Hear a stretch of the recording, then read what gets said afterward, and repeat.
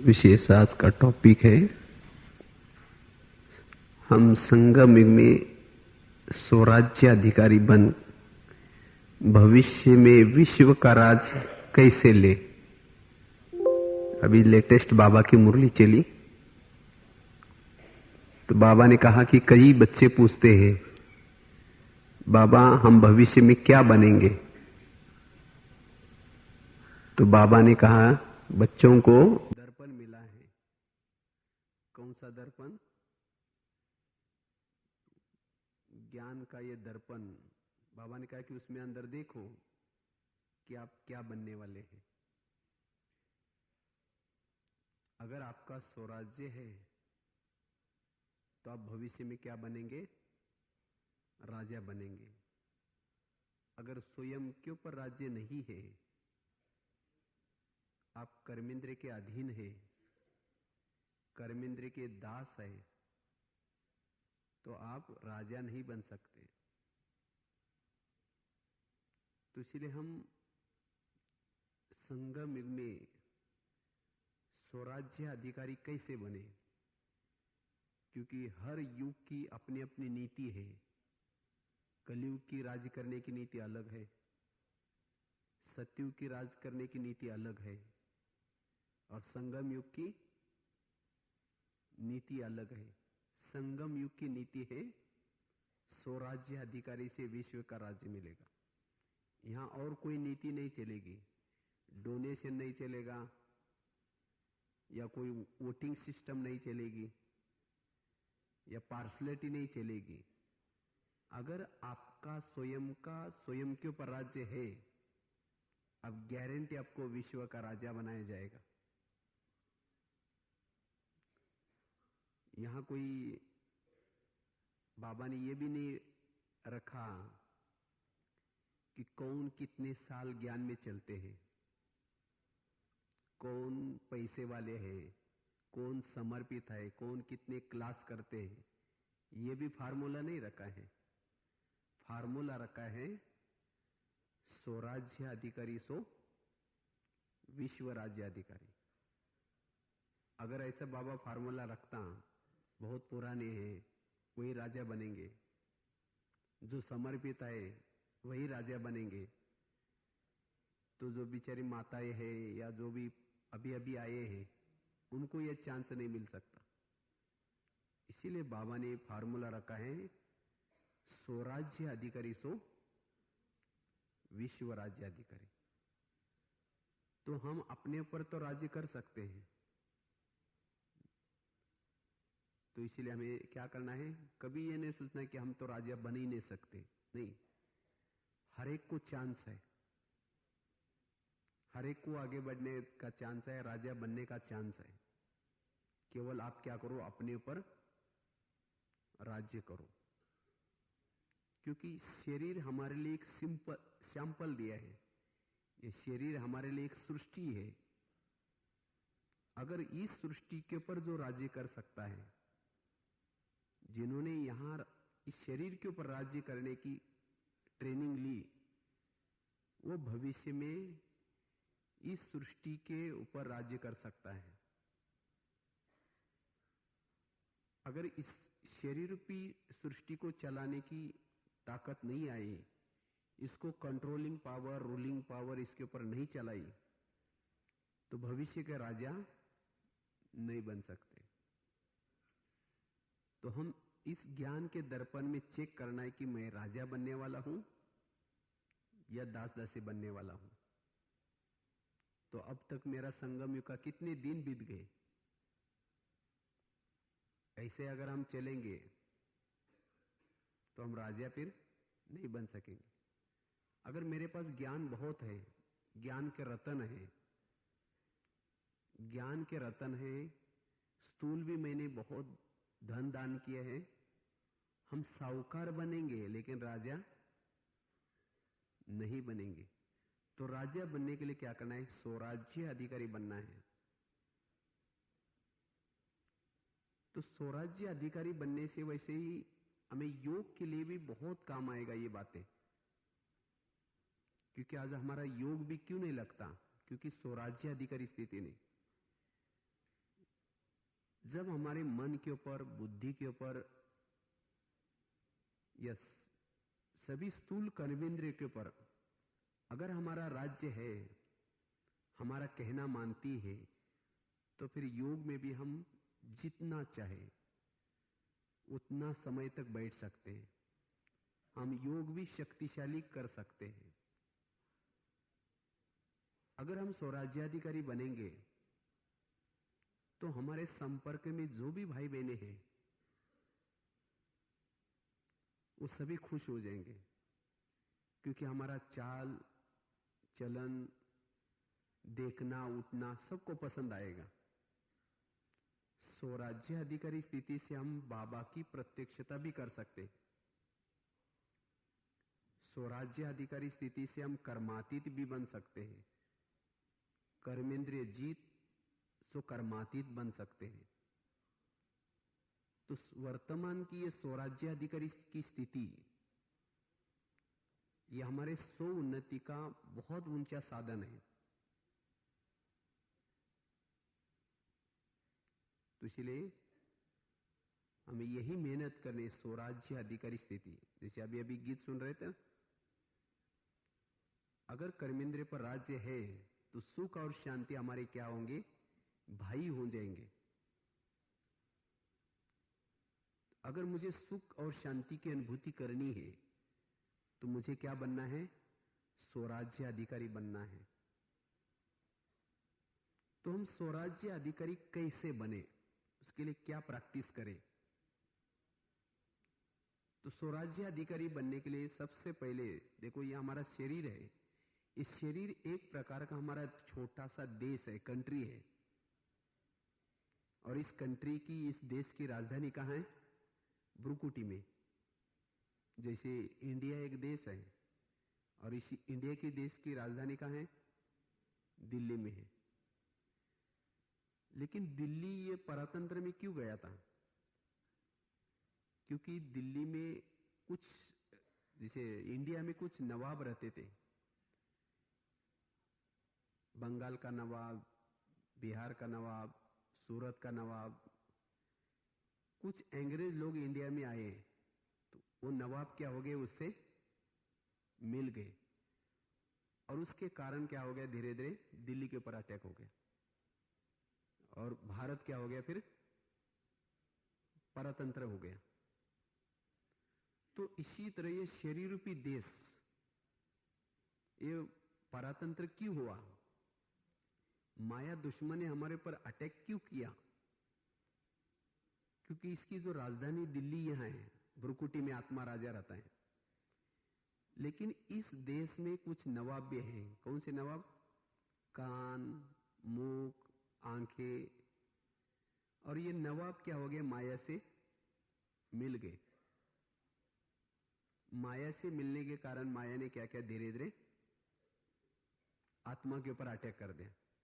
क्योंकि माया कभी भी डायरेक्ट आत्मा के ऊपर अटैक नहीं कर सकती। उसने क्या किया? नवाबों के थ्रू कुछ व्यर्थ बातें कान के द्वारा सुन ली, मुख के द्वारा कुछ व्यर्थ बातें बोल दी, कुछ आंखों के द्वारा माया ने क्या किया? अटैक किया। और अभी हमारा ये जो शरीर रूपी देश कैसा है? परतंत्र में है, स्वतंत्र नहीं है। तो अभी इस देश को स्वतंत्र बनाना है तो क्या करना पड़ेगा? भारत को स्वतंत्र बनाने के लिए क्या किया? भारत को स्वतंत्र बनाने के लिए भारत के अंदर जो नवाब रहते थे, अपना नेताएं रहते थे, उन नेताओं ने क्या किया? जगह जगह पर सभा ली और जगह जगह पर सभा लेकर के अंग्रेजों के प्रति क्या किया? नारा लगाया। अंग्रेजों के प्रति क्या किया? नफरत दिलाई। ये अंग्रेज हमारे दुश्मन हैं, ये हमें दुख देने वाले हैं। इसके लिए वर्तमान पत्र निकाल दिए, न्यूज़पेपर्स वगैरह। जैसे कई जगह जगह पर सभा लेने के बाद सभी भारतवासी जागृत हो गए और जागृत होने के बाद उन्होंने लास्ट में एक नारा लगाया। कौन सा नारा लगाया? अंग्रेजों गो बैक, भारत छोड़ो, साइमन गो बैक। और फिर अंग्रेज लोग क्या हो गए? धीरे धीरे चले गए। भारत क्या हो गया? स्वतंत्र हो गया। इसी तरह मुझे भी इस माया से इस देश को स्वतंत्र बनाना है, मुझे मायाजीत बनना है। तो क्या करना पड़ेगा? हमें भी सभा लगानी पड़ेगी, जिसको बाबा मुरलियों में, साकार मुरली में कहते हैं, बच्चे दरबार लगा दो। और उस दरबार में हमें क्या करना है? माया से नफरत दिलानी है, सभी कर्मेंद्रिय को समझाना है ये माया हमारी दुश्मन है, इन्हें हमें कितना कंगाल बना दिया। अगर संगम युग में भी हम इनके अधीन हो जाएंगे तो हमारी क्या हालत होगी? अगर हमारी कर्मेंद्रिया समझ जाएगी, मन समझ जाए, बुद्धि समझ जाए, तो हम स्वतंत्र हो सकते हैं। अभी आत्मा राजा चाहता है कि माया नहीं आनी चाहिए, माया गो बैक, लेकिन कान और मुख क्या बोलता है? कोई परचिंतन सुना रहे तो कान बोलता है क्या हुआ? मतलब सुन लेता है, मतलब वो कान का आह्वान, माया का आह्वान कर रहा है कान। तो इसीलिए हमें क्या करना है? अगर मुझे मायाजीत बनना है तो रोज हमें क्या करना है? दरबार लगाना अपना, और उसी दरबार में क्या करना है? रोज माया से नफरत दिलानी है, तब स्वतंत्र बन सकते हैं। देखो, पहले राजे रहते थे, किलों में रहते थे, राजाओं के लिए किले रहते थे, और उसी किले में कई दरवाजे रहते थे, और उसी किले में राजा को सेफ्टी के लिए कई दरवाजे रहते थे, और दरवाजे में भी कोई ना कोई सिपाही खड़े रहता था। जब भी कोई अंदर आता था, कोई एंट्री नहीं देते थे उनको डायरेक्ट। तो इसी तरह हमारा शरीर भी क्या है? एक किला है, और इसी किले के कई दरवाजे हैं, कान, मुख, आंखें। लेकिन माया रूपी दुश्मन जब अंदर आता है तो कान क्या करता है? जाओ मेरे राजा को मारो, चाहे कुछ भी करो। वो पहरा देने के वजह क्या करता है? दुश्मन को अंदर घुसड़ देता है। और इसीलिए आज हमारे राजा की ऐसी हालत हुई, इसका यही कारण है। तो शराबी सभी जो हमारे गेट कीपर है, कान या मुख या जो भी, इन गेट कीपरों को क्या करना? हमें सावधान करना है। तब हम स्वतंत्र बन सकते हैं, तब हम स्वराज्य अधिकारी बन सकते हैं।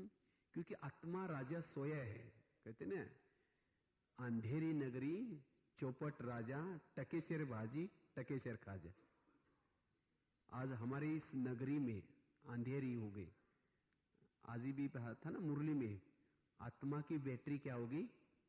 डिस्चार्ज हो गई। आत्मा राजा शक्तिहीन हो गया, और आत्मा राजा शक्तिहीन होने के कारण इस राज्य में पूरी गड़बड़ चालू होगी। तो अभी फिर से हमें राजाई लेने के लिए क्या करना है? आत्मा राजा को जागृत होना होगा। जितना आत्मा राजा जागृत रहेगी, उतना हम अपना राज्य ले सकते हैं।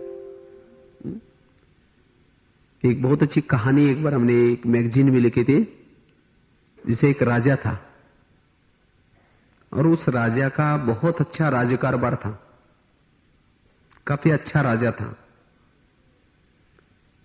जब एक सन्यासी उस राजा के पास जाता है तो सन्यासी देखता है कि ये इतना अच्छा राजा कैसा है। उसने क्या वंडर देखा? वो राजा रोज सवेरे उठता है और क्या करता है? हर एक के पास जाता है, हर एक को गुड मॉर्निंग बोलता है, और कैसे हो भाई, क्या हो, कैसे, ठीक चल रहा है, सबकी पूछताछ करता है वो राजा। और उसके कारण उसके राज्य में सभी अलर्ट रहते हैं। लेकिन धीरे धीरे वो राजा क्या होता है? आलसी हो जाता है, और आलसी होने के कारण वो आराम से, पहले तो सवेरे सवेरे उठता था, बाद में आराम से 9 बजे तक सोता है। और राजा जब सो गया, उसके राज्य में कई चोर आना शुरू हो जाते हैं। चोर आकर के उसका सामान लूटना शुरू करते हैं। मंत्री भी क्या करता है, देखता है राजा सोया पड़ा है, तो वो इधर का माल क्या करता है, उधर करना शुरू करता है। तो फिर वही सन्यासी एक बार आता है, उसको पता चला ये राजा कंगाल हो गया। जब दोबारा उसने आया, देखा, पहले क्या देखा था, वो राजा रोज सवेरे उठता है और सबके पास जाता है, मंत्री के पास, प्रजा के पास, सभी के पास जाता है। लेकिन जब बाद में देखा तो राजा आराम से सोया पड़ा है, और सोने के कारण उसके राज्य में कई चोर घुसे थे, वो इधर का माल उधर लेके जा रहे थे। मंत्री भी क्या करता है, वो भी ऐसा ही कार्य कर रहा था। तो सन्यासी को दया आते हैं, तो सोचता है भी मैं क्या करूं जो राजा जल्दी उठ जाए। तो उसको एक युक्ति आती है, वो जाकर के राजा को बोलता है, आपके इस महल के पास एक कोई हंस आता है, और वो हंस आता है सवेरे सवेरे, बहुत सवेरे आता है, जल्दी।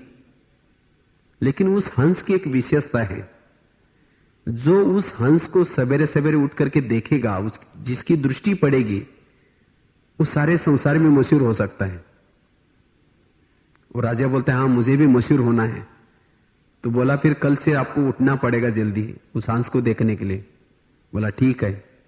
तो कल से सवेरे सवेरे वो उठता है और महल के चारों तरफ क्या करता है, चक्कर लगाता है।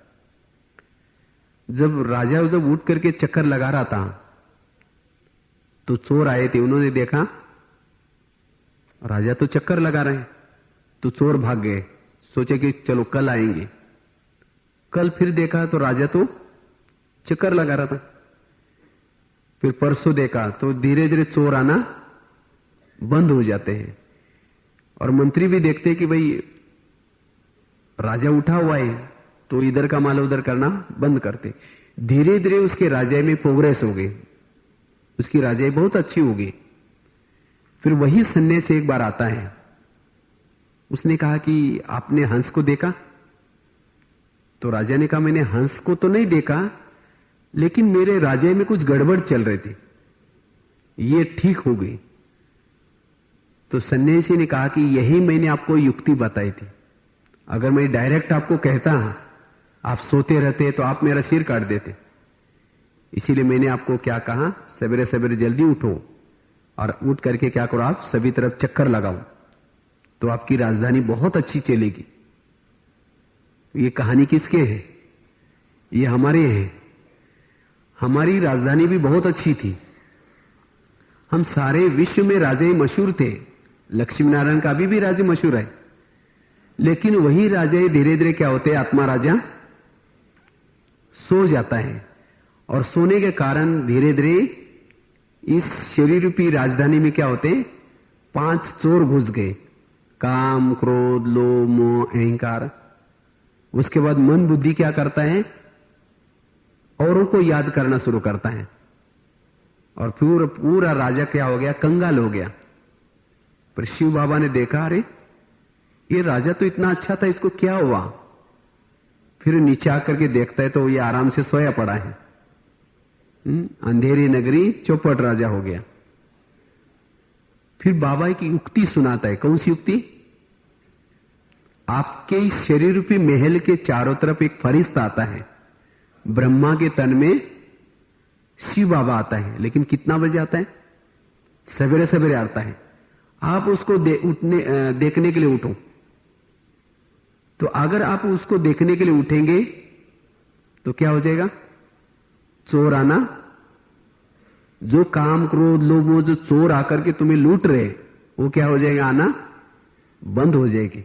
और तुम्हारा जो मन बुद्धि मंत्री जो इधर का माल उधर कर रहे, वो भी क्या हो जाएगा, बंद हो जाएगा। और फिर से आपकी जो राजाई गई है, वो राजाई प्राप्त हो जाएगी। अर्थात अगर मुझे स्वराज्य प्राप्त करना है मेरा जो खोया हुआ राज्य प्राप्त करना है उसका आधार क्या है? उसका आधार है अमृतवेला का योग।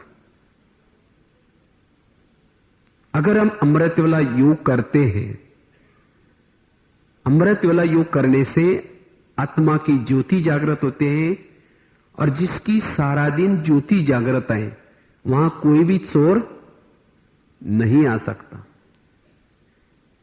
तो इसलिए हम अपनी राजाई को प्राप्त करने के लिए सदा क्या करना है? जागृत रहना है, सोल कॉन्शियस अवस्था में रहना है। और केवल सोल कॉन्शियस होने से चलेगा नहीं, लेकिन क्या करना है? दरबार लगाना है, सबको क्या करना? ऑर्डर प्रमाण चलाना है। क्योंकि राजाओं की निशानी होते हैं।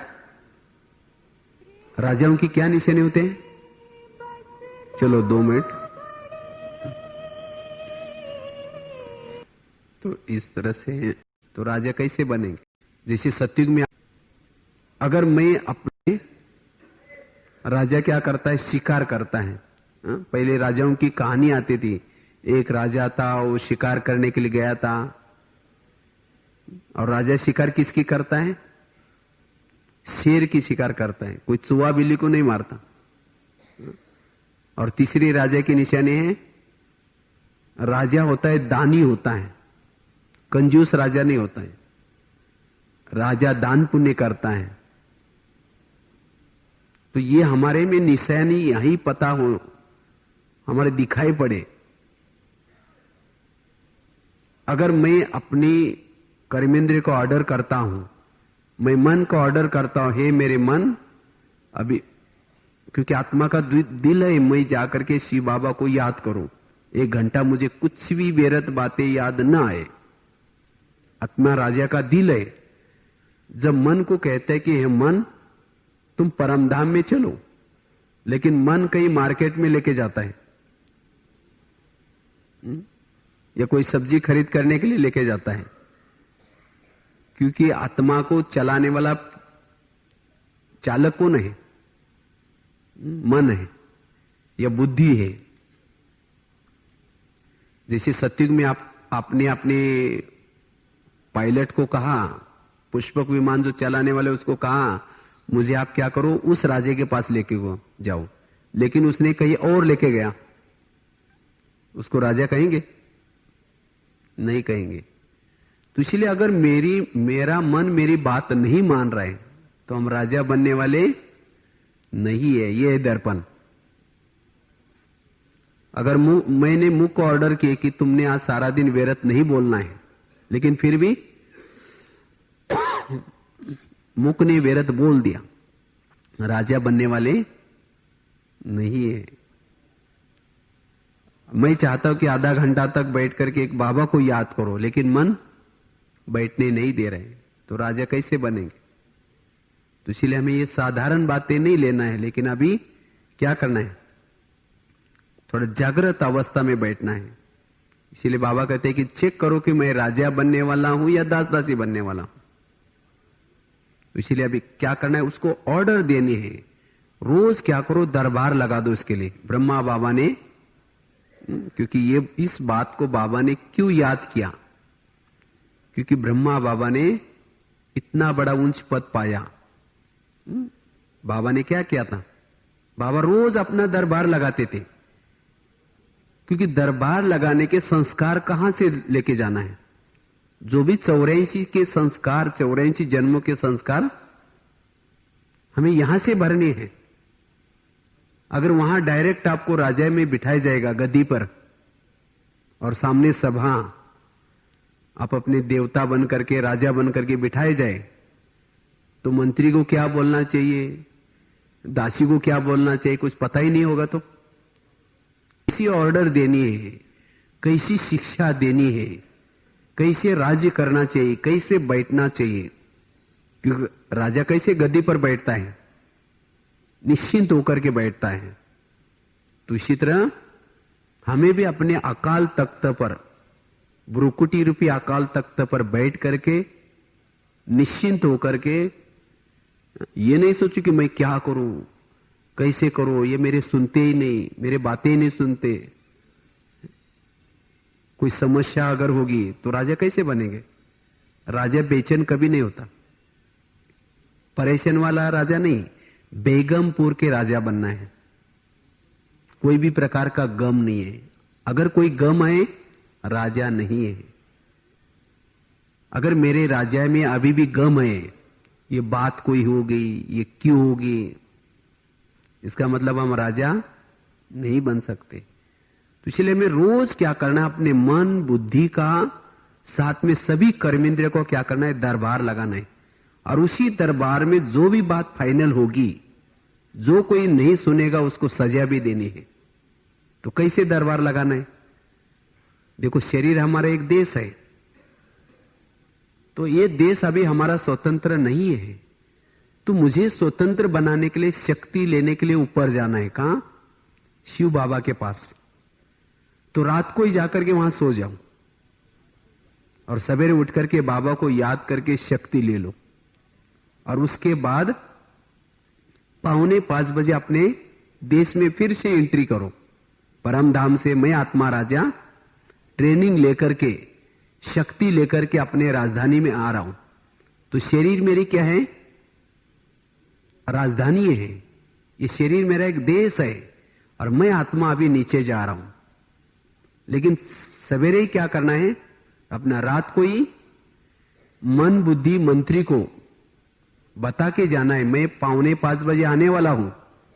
आप लोग सभी दरबार बना करके बैठना। और सवेरे जब शरीर में एंट्री करते, प्रवेश करते, अपने सिंहासन पर बैठ करके क्या करो, सबको गुड मॉर्निंग करो। सबको गुड मॉर्निंग किया और उसके बाद सबको पूछो कि हाजिर हो गए सभी? हाँ, मन बुद्धि मंत्री वगैरह सब मेरे सामने हैं, बैठे हैं। सबसे पहले क्या करो, एक एक से बात करो। तो राजा तो कैसे बात करता है? देखो, हमारे ये जो कर्मेंद्रिय है, इस राजधानी को चलाने के लिए सुचारू रूप से बहुत सहयोगी है। एक एक कर्मेंद्रिय हमारे लिए बहुत सहयोगी है। अगर कोई एक भी कर्मेंद्रिय नहीं होती तो हमारा राज्य ठीक नहीं चलता। उसमें कान की भी जरूरत है, मुख की भी जरूरत है, आंखों की भी जरूरत है। लेकिन हमारे दिन रात इस कर्मेंद्रिय हमें बहुत सहयोग दे रहे। लेकिन आत्मा राजा सो गया, उसने कभी भी इनकी तारीफ नहीं की। आज ये माया से क्यों मिल गए, उसका कारण क्या है? कोई भी दुश्मन से मिलता है, उसका कोई कारण होता है। क्योंकि हमने कभी इनसे प्यार से कभी पूछा ही नहीं, तुमने खाना खाया, तुमने कैसे हो भाई, क्या हो भाई, कभी नहीं पूछा। इसीलिए कर्मेंद्र इतना परेशान हो गई। उसने कहा कि हमारा ये राजा कैसा है, हमें कभी पूछता ही नहीं, हम इतनी सेवा कर रहे, इसीलिए वो माया से मिल गए। तो इसीलिए अभी हमें क्या करना है, रोज इन कर्मेंद्र की महिमा करनी है। सबसे पहले कान की महिमा करना शुरू करो। नीचे आओ 4:45 बजे, और उसके बाद सबसे पहले कान को कहो, हे कान, तुम मेरे इस राज्य के शान हो।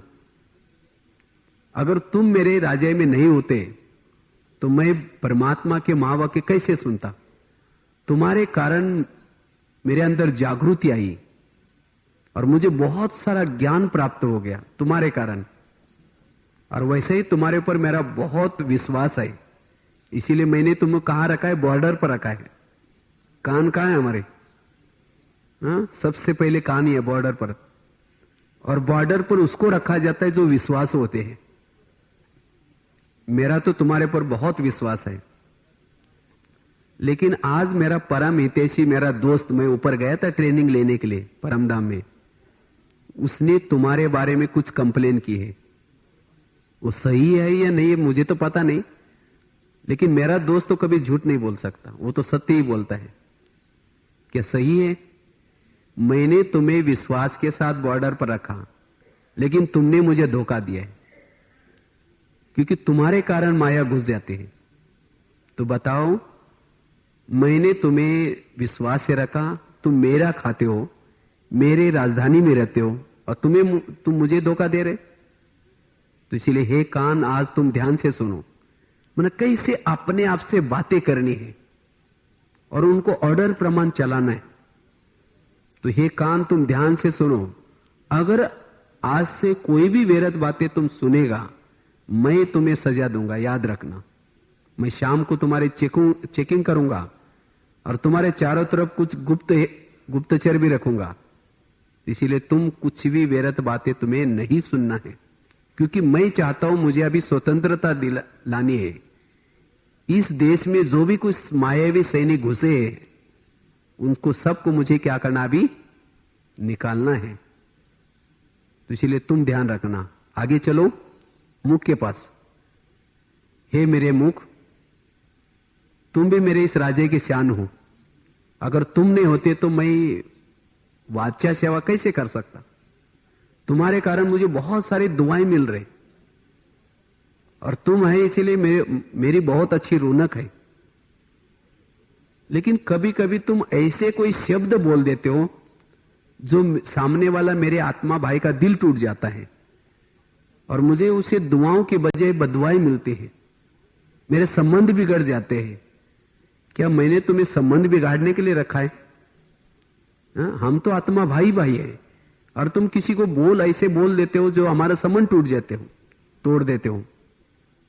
और जितने भी हमारे सब संबंध तोड़ने तुम्हारा कारण है, बस तुम्हारे बोल के कारण। इसीलिए है मुख, तुम्हें आज से कुछ भी व्यर्थ नहीं बोलना है। अयथार्थ बोल, परचिंतन वाले बोल, नेगेटिव बोल, किसी की ग्लानि करने वाले बोल तुम्हारे द्वारा नहीं बोलना है, याद रखना।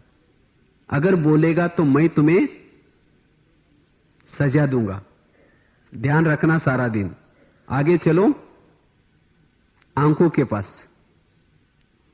हे मेरे आंखें, तुम भी मेरे इस राजे के शान हो।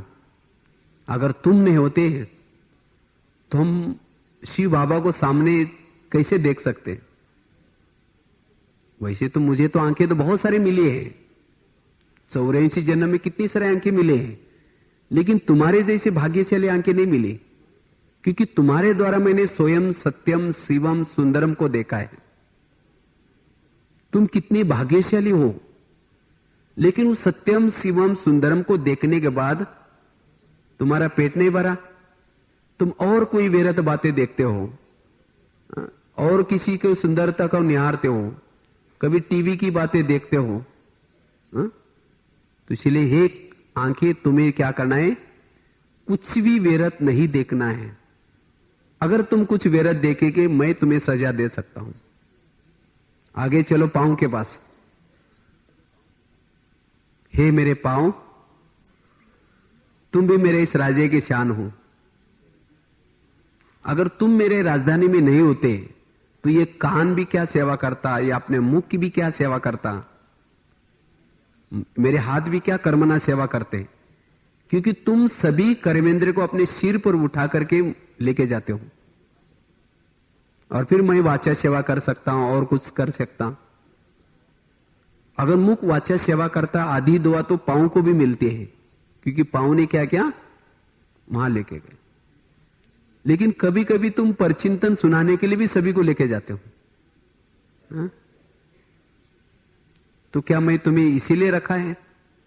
अगर समझो मुख को परचिंतन सुनाना है, तो मुख को कहोगे भाई मुख तुम चले जाना, मुझे राजा ने मना किया, मैं नहीं जा सकता। अगर पांव वहां जाएंगे नहीं तो मुख अकेले जाकर के करेगा? तो इसी तरह हमें सबको क्या करना है, सवेरे 4:45 बजे से लेकर के 5 बजे तक 15 मिनट की ड्रिल अपने आप कर्मेंद्र से बातें करनी है। और उसके बाद फिर मन को, बुद्धि को भी क्या करना है, क्योंकि 2 ये मंत्री है। कौन सी मंत्री? मन और बुद्धि। और पूरे इस कर्मेंद्र को चलाने के यही दोनों निमित्त है, क्योंकि संकल्प चलता है मुझे ये करना है, फिर बुद्धि क्या करते हैं, अच्छा ठीक है चलो करते हैं, निर्णय देता है, फिर पूरी बॉडी वहां चली जाती है। तो दोनों के कारण निर्णय लेने वाला, संकल्प करने वाला 2 ही है। तो ये दोनों मंत्री को भी समझाना है, हे मंत्री, हे मेरे मन, तुमने बहुत बार मुझे धोखा दिया है, तुमने पूरा मुझे कंगाल बनाया है, लेकिन अभी मैं तुम्हें छोड़ूंगा नहीं। अभी तुम्हारे पर सारा दिन क्या करूंगा, मैं पहरा रखूंगा। तुम्हें कुछ भी व्यर्थ नहीं सोचना है। हे बुद्धि, तुम भी व्यर्थ गलत निर्णय नहीं लेना है। तुम्हें कोई गलत जजमेंट देने के लिए मैंने रखा नहीं तुम्हें राजधानी में। तो इसी तरह हमें क्या करना है, ये दोनों मंत्री को भी पक्का करना है और इस तरह से सारा दिन निगरानी रखनी है। फिर रात को सोने के पहले, ये सवेरे हुआ, सवेरे सबको ऑर्डर दी, सारा दिन चेकिंग किया। फिर रात को सोने के पहले क्या करना है, फिर से एक दरबार लगाना है। मैं आत्मा राजा में अपने राजधानी में जाने से पहले क्या करना है, सबकी दरबार बुलाओ, भाई सभी हाजिर हो जाओ। पहले गांव में कोई कार्यक्रम रहता था तो ढोल बजा लाया जाता था। इसी तरह मन और बुद्धि मंत्री को कहो, भाई आज 10 बजे सभा होने वाली है, राजा के ऑर्डर मिले हैं, तो सभी कर्मेंद्र को हाजिर रहने के लिए कहा है। तो सभी आए, तो सबसे पहले किसको पूछो, कान को। हे कान, तुम्हारा सारा दिन का चार्ट कैसा रहा? आपको तो बहुत बड़ा धन्यवाद है, सवेरे आपके द्वारा मैंने क्या की थी, मुरली सुनी थी, बहुत आनंद आया था। लेकिन 12-1 बजे तुमने कुछ परचिंतन सुना था, याद है? कोई एक माता जी आकर के तुम्हें कुछ कह रहे थे, वो माता जी यही ऐसी है, वो ऐसी बोलते हैं। तुमने बड़े गौर से आगे चल करके, हाँ और क्या हुआ, हाँ बैठो ना, कहां जा रहे, बैठो ना, और सुनाओ ना क्या हुआ। बड़े ध्यान से सुना था, मैंने सब तुम्हारा समाचार सुना है। तो बताओ, तुमको मैंने सवेरे कहा था कि तुम्हें व्यर्थ नहीं सुनना है, तो भी तुमने सुना, तो बताओ तुम्हारे लिए क्या सजा दी जाए? तुम्हारे लिए यही सजा है, तुम्हें दोबारा मुरली सुननी है, यह उसके लिए सजा, कान के लिए। क्योंकि जो कान मुरली सुनकर के तृप्त नहीं हुआ वही व्यर्थ बातें सुनता है। जिसके कान मुरली की बातें सुनकर के तृप्त हुआ है वो कभी व्यर्थ बातें नहीं सुनेगा। इसीलिए उसको क्या सुनाओ, मुरली सुनाओ दोबारा। उसके बाद फिर मुख को पूछो, हे मुख, तुम्हारा चार्ट कैसा रहा सारा दिन? चलो, कान ने तो दरवाजा खोल दिया था दुश्मन के लिए, लेकिन तुमने भी उसको सहयोग दिया। हाँ, वो माता जी ऐसी बोलते हैं, वो ऐसी करते हैं, तुमने तो कम से कम चुप रहना चाहिए था। अगर तुमने दरवाजा नहीं खोलता तो दुश्मन आकर के वापिस चले जाते। तो बताओ तुम्हारे लिए क्या सजा दी जाए? तुम्हारे लिए यही सजा है, तुम्हारा कल के दिन कारोबार बंद रहेगा, मौन रहेगा बस। मुख का मौन, ये मुख के लिए क्या है, सजा है। इसको कहा जाता है राजा। तो एक एक कर्मेंद्र को क्या करो, डायरेक्शन दो, ऑर्डर दो, और उसके बाद उसको क्या करो, सजा भी दो। तब धीरे धीरे हमारी राजधानी में क्या हो जाएगी, परिवर्तन आएगा। तब आपके जीवन में, लाइफ में कुछ परिवर्तन नजर आएगा। कहेंगे ये माता जी कितनी अच्छी है, ये कभी भी व्यर्थ नहीं बोलती, किसी की व्यर्थ नहीं बातें सुनती। तो इसीलिए आज हम क्या हो रहे हैं, जैसे कहा ना, अंधेरी नगरी चौपट राजा, बस राजा सोया है, आत्माभिमानी स्थिति नहीं है, इसलिए जो चाहिए हो रहा है। इसीलिए हमें क्या करना है, स्वराज्य अधिकारी बनना है। और इसके लिए चाहिए क्या, आत्माभिमानी स्थिति जागृत चाहिए।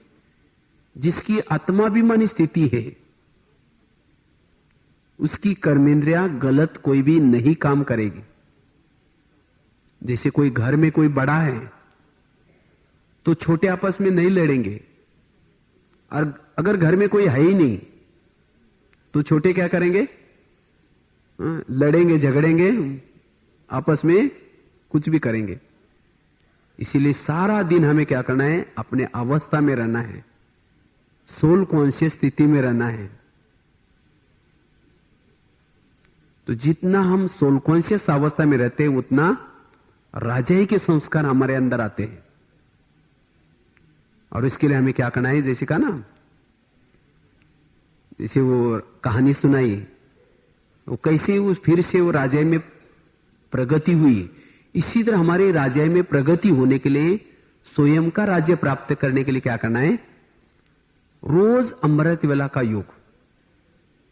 अमृत वेला योग करने से सोल कॉन्शियस स्थिति रहेगी, और सोल कॉन्शियस स्थिति रहने से सारा दिन कर्मेंद्रिय कोई भी गलत काम नहीं करेंगे, कान गलत सुनेंगे नहीं, मुख गलत बोलेंगे नहीं, मन गलत सोचेगा नहीं, बुद्धि गलत निर्णय नहीं लेगी। इसलिए हमें क्या करना है? सोल कॉन्शियस का अभ्यास जरूरी है। इसीलिए बाबा क्यों बोलते हैं बच्चे आत्माभिमानी बनो? क्योंकि आत्माभिमानी होने से बुद्धि की लगाम लग जाते हैं, और जो जैसे गीत में था ना, ये संस्कार वश्य दौड़ता रहता है घोड़ा, लेकिन जब बुद्धि की लगाम है, ये घोड़ा क्या हो जाएगा? कंट्रोल में आएगा, और फिर हमारी राजधानी बहुत अच्छी चलेगी। तो इसलिए एक तो हमें दरबार लगाना है, और दूसरा राजाओं की निशानी है शिकार करता है। तो हम शिकार किए कभी? जिसने शिकार नहीं किया वो राजा कभी भी नहीं बनेंगे। शिकार कहेंगे आप, तो हम तो शिकार में जाते नहीं, हम बहने कैसे शिकार करेंगे शेर की? उस स्थूल शिकार की बात नहीं है। किसी अज्ञानी आत्मा को ज्ञानी बनाना, यह है शिकार मारना। तो इसलिए हमें क्या करना है? और वो भी कोई चुहा बिल्ली की शिकार नहीं। 2-4 दिन के बाद मरने वाले बुढ़िया को ज्ञान दिया, वो चुहा बिल्ली हो गए। तो ऐसी चुहा बिल्ली की नहीं करने, कोई क्वालिटी वाली, जिसको बाबा कहते हैं माइक, जिसको ज्ञान सुनाने के बाद और आत्मा की सेवा हो जाए। जैसे कोई गांव का सरपंच है या कोई अधिकारी है, वो है शेर, उस शेर को मारना अर्थात ज्ञानी बनाना। तो अगर मैंने कभी शेर की शिकार की नहीं, तो हम राजा नहीं बन सकते। इसीलिए बाबा क्यों बोलते बच्चे सेवा भी करो? नहीं तो कईयों को लगता है तो बाबा ने तो कहा कि बच्चे स्वराज्य अधिकारी बनो, फिर तो ये सेवा करने का, धन से सेवा करने की, तन से सेवा करने की क्या जरूरत है? बस अपना राजा बनो और विश्व का भविष्य प्राप्त करो। वो राजा तो बनेंगे, लेकिन कंगाल राजा बनेंगे, वो संपन्न राजा नहीं बनेंगे। इसीलिए अगर संपन्न राजा बनना है तो स्वराज्याधिकारी की स्थिति के साथ साथ तन से, मन से, धन से, हर प्रकार से हमें सेवा करनी है। वही क्या बनेगा? संपन्न राजा बनेगा। इसीलिए हमें क्या करना है? एक तो दरबार भी लगाना है, शिकार भी करनी है, और तीसरी दान पुण्य भी करना है। स्थूल दान, सूक्ष्म दान। अज्ञातवास था, जब वो अज्ञातवास में थे उसी समय उनका एक ये था कि नियम था, उसको किसी ने भी नहीं पहचानना चाहिए कि ये पांडव है। अगर पहचाना जाएगा तो क्या हो जाएगा? फिर दोबारा 12 साल वनवास करना पड़ेगा। इसीलिए उन्होंने वेश बदल करके एक राजा के घर में रहे थे, और हर एक को नाम अलग अलग दिया था। वो जो द्रौपदी थी, वो रानी की श्रृंगार करने के लिए दासी बनी थी, उसका शैलेंद्री नाम रखा था। और जो अर्जुन था, वो गीत सिखाने के लिए रखा था उस राजे के पास। और उसके बाद भीम था, खाना बनाने का काम करता था। नकुल सहदेव घोड़े चराने का काम करते थे। मैंने सब ने क्या किया था? वेश बदला था। उनको ये नहीं पता था कि ये पांडव है। वो कोई गांव से लोग आए हैं और हमारे यहां काम कर रहे हैं। लेकिन जब शैलेंद्री बोलती है, वो रानी के साथ बातचीत करती है, तो उसके शब्द सुन करके उनके अंदर वीरता, वो राजा के संस्कार देख करके रानी बोलते, तुम कोई दासी नहीं हो, तुम्हारे बोल ऐसे लगते कोई तुम राजे के घराने के हो। तो बोलते नहीं, मैं ऐसी नहीं हूं, छिपाते हो तो भी नहीं छिप सकते। तो वास्तव में किसके यादगार आई है? ये हमारे ब्राह्मणों के यादगार है। हमारा भी वनवास पूरा हुआ, और यह अभी हमारा अज्ञातवास। ब्राह्मण मतलब अज्ञातवास में है। है राजे, सत्यु के महाराजा महारानी देवी देवता बड़े बड़े इष्ट देव देवी है, लेकिन अभी किसी की पत्नी बने हैं, किसी के घर में नौकरी कर रहे हैं, कोई चपरासी बना है, कोई क्या बना है राजा है, लेकिन कोई कर्मों के कारण ये साधारण पद मिला है। लेकिन जिस घर में आप किसी की पत्नी बने हैं, जिस ऑफिस में आप नौकरी कर रहे हैं, वहां आपका वो क्षमा भाव, वो निर्माणता, वो उदारता, वो सहनशीलता, वो देख करके उन लोगों को लगना चाहिए कोई साधारण लोग नहीं है, ये कोई राजा की क्वालिटी वाले हैं। वो आपके संस्कार वहां नजर आने चाहिए। इसीलिए बाबा कहते बच्चे क्या करो, आप अपने सोमानों में रहो। जितना आप अपने सोमानों में रहेंगे, ईश्वरीय नशे में रहेंगे, वो आपके संस्कार नहीं छिप सकेंगे। लोगों को लगेगा ये ब्रह्मा कुमार कुमारी कोई साधारण आत्माएं नहीं, देव आत्माएं हैं, वो राजा के संस्कार आपके नजर आएंगे। इसलिए ये राजाओं की निशानी है। तो चेक करना है कि हम राजा बन सकते हैं। अगर हम शिकार करने का काम करते हैं, अगर मेरी सभी कर्मेंद्रियां मेरे कंट्रोल में है, मैं जितना समय उतना समय योग में बैठ करके बाबा के सिवाय कहीं और मेरी मन और बुद्धि नहीं जाती, सारा दिन कर्मेंद्रिय मेरी अपनी ऑर्डर मानती है, तब हम क्या बनेंगे, राजा बनेंगे। बाबा तो कहते हैं संगम युग का एक दिन भविष्य के एक जन्म के समान है। अगर एक दिन भी आप पूरा अच्छी तरह आपके संकल्प, बोल, आपकी दृष्टि, माना एक एक कर्मेंद्रिय अगर आपके कंट्रोल में है सारा दिन, एक दिन, तो एक दिन जन्म के आप राजा बन सकते, इतनी बड़ी प्राप्ति है। इसीलिए क्या करना है, हमें जागृत अवस्था में रहना है।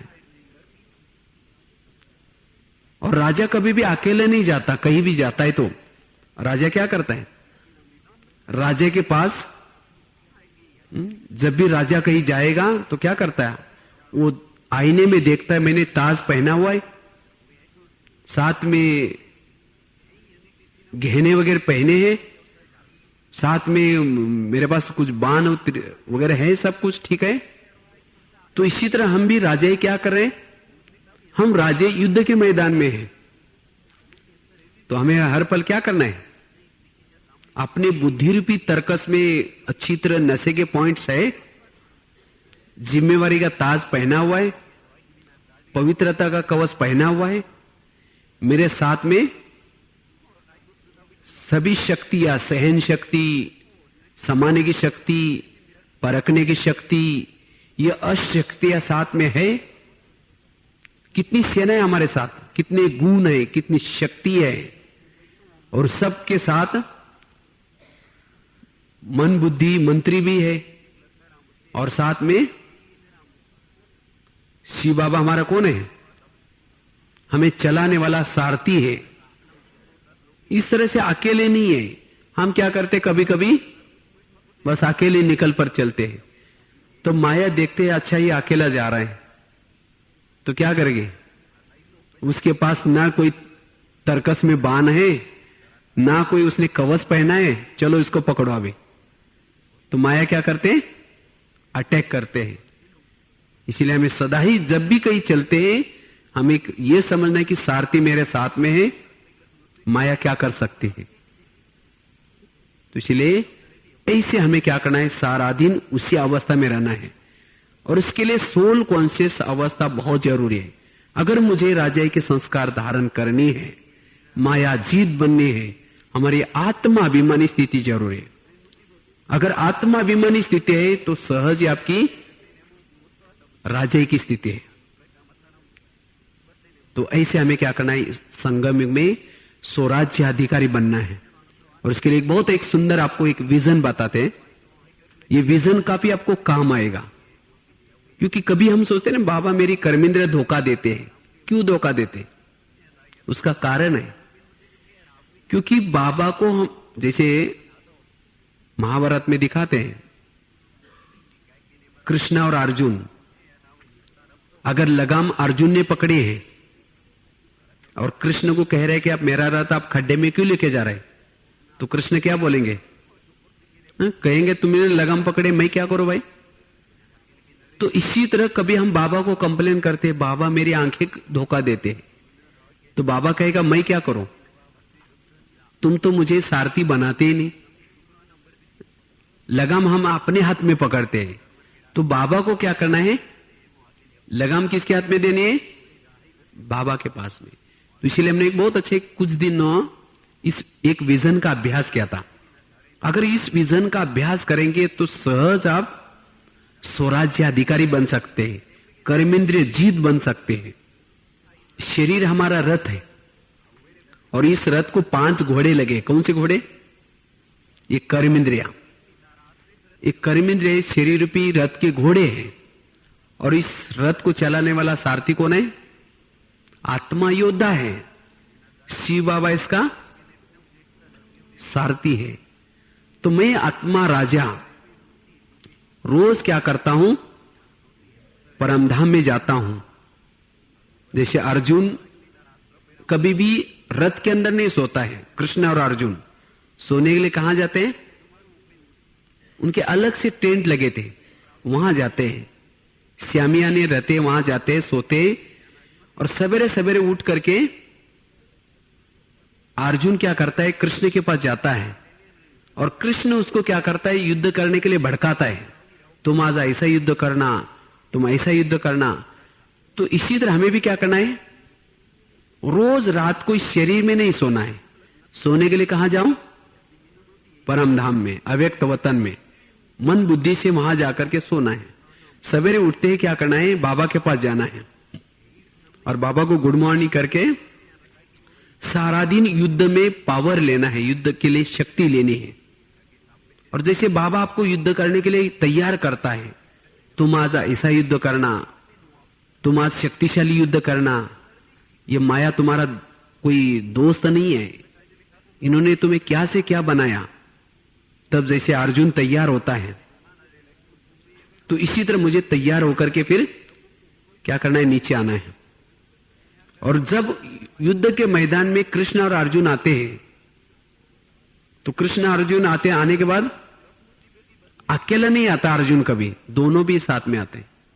अगर आपको अभी पूछेंगे बाबा कहां है, तो हम क्या करते हैं? बाबा परमधाम में है।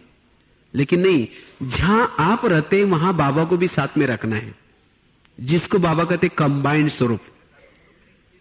देखो अभी भी यादगार रूप में जहां कृष्ण का मंदिर है, उसके अंदर शिव की मूर्ति भी जरूर होती है, शिवलिंग भी जरूर होता है।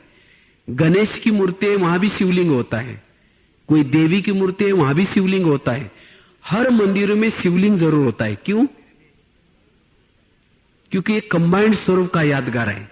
कहा जाता है जिस मंदिर में शिव की मूर्ति नहीं, उसको अपूरा मंदिर, खंडित मंदिर कहा जाता है, या पूरा मंदिर नहीं कहा जाता है। तो इसी तरह जिसके साथ शिव बाबा नहीं है वो अधूरे हैं, पूरे नहीं है। इसलिए हमें क्या करना है? सदा ही बाबा को साथ में रखना है। जब ऊपर से ऐसा अमृत वाला करके आए, तो अमृत वाला करके आकर के अपने रथ में प्रवेश करना है और साथ में बाबा को भी बिठाना है। जिसे कृष्ण और अर्जुन श्यामियन से उठ करके आते हैं और आने के बाद सीधा ही डायरेक्ट रथ को चलाते नहीं, पहले घोड़ों को थपथपाते हैं। अगर घोड़ों को थपथपा ही लेंगे तो क्या हो जाएगा? घोड़े जाकर के बराबर दुर्योधन के सामने गिर जाएंगे, पराजय हो जाएगी। इसीलिए उसको थपथपाया जाता है। तो इसी तरह हमें भी क्या करना है? कर्मेंद्र को थोड़ा सा, जब नहाते धोते हैं, अमृत वेला करने के बाद क्या करते हैं हम लोग? नहाते समय कान को वगैरह समझाना, ये कान तुम थोड़ा ध्यान रखना, आज मेरा, आज माया दुश्मन को घुसने नहीं देना, ये मेरे आंखें तुम भी थोड़ा ध्यान रखना, ये मुख तुम भी थोड़ा ध्यान रखना है। इसी तरह उनको समझाया। उसके बाद कर्मेंद्र की लगाम बाबा के हाथ में दी।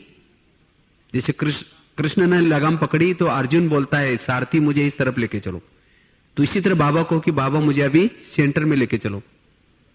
जब आप सवेरे सवेरे सेंटर में जा रहे तो दोनों ही भी बैठे तो बातें करते जाओ। तो इस तरह से सारा दिन अगर मेरी कर्मेंद्रिया बाबा के हाथ में दी है बाबा साथ में है तो कर्मेंद्र कभी भी धोखा नहीं देगी। तो ऐसे हमें क्या करना है, स्वराज्य अधिकारी बनना है।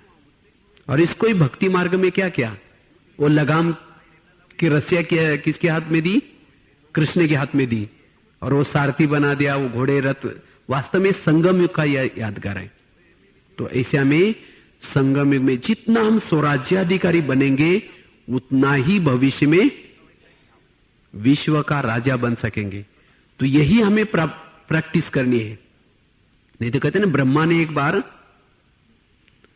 खुशी या सुख, वो सोचे कि मैं सुख या खुशी कहां रखूं, तो उन्होंने सोचा कि इधर उधर रखेंगे तो ढूंढ कर निकालेंगे लोग। तो कहां रखा, फिर भ्रुकुटी के बीच में रख दिया, तो वहां कोई भी ढूंढ नहीं पाया। तो वास्तव में सच्चा जो सुख है किसमें है, स्वराज्याधिकारी स्थिति में है। जितना हम आत्मा का चिंतन करते हैं, आत्माभिमानी स्थिति में रहते हैं, जितना हम अपने स्वरूप में रहते हैं, उतना हमें सच्चा सुख मिलेगा। और कोई सुख और चीजों में नहीं है। इसीलिए बाबा कहते, बच्चे स्वयं को पहचानो, मैं कौन। अगर मेरी कर्मेंद्रिय ज्ञान में चलने के बाद भी वश में नहीं है, अभी भी मेरे आंखें धोखा देते हैं, कान धोखा देता है, मुख धोखा देता है, मन धोखा देता है, तो हम राजा बनने वाले नहीं है। इसीलिए बाबा ने कहा ना, आपके पास जो दर्पण दिया है उसको दाग तो नहीं लगे।